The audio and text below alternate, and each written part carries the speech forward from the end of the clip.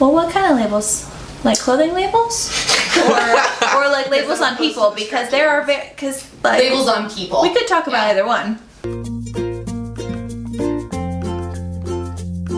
Labels can be very, very good and very, very helpful, or very, very bad, depending on how they're used. I know, like, in college, I'm an alumni of a sorority, and when I was in college, like, that was a big part of labeling who I was as a person, was that I was part of that sorority. Labels tend to come out of appearance. I think that's the first thing that people will label for themselves and for other people. Sometimes they're really powerful, like someone choosing those labels, choosing to identify as that thing, but sometimes they can be hurtful when other people label you. First impressions can often lead to mislabeling people, because if you don't know somebody and they give you a bad first impression, then it's easy to just label them as an asshole. Like, I label certain people certain ways because of interactions I've had with those people, and like those labels then help inform me on how I should interact with those people in the future. It's really easy to label yourself,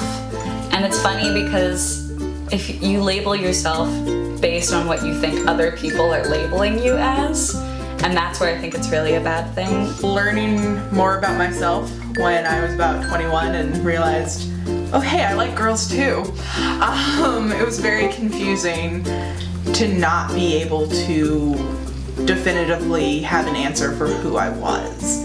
So when I kind of hit upon bisexuality as a label, that was so helpful for me. Self-labeling would be fine just because it's something that you at least are or appreciate about yourself, or at least happy, content with yourself to do that. Interesting to me that you found comfort Yeah, I really did. in the label bisexual, because I was terrified of it.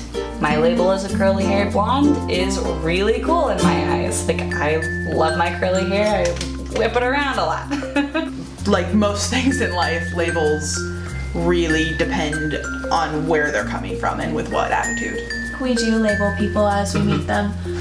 Sometimes it can be hard to look past your initial reaction to somebody too, but it's important to remember to be flexible with it, because first impressions aren't always accurate.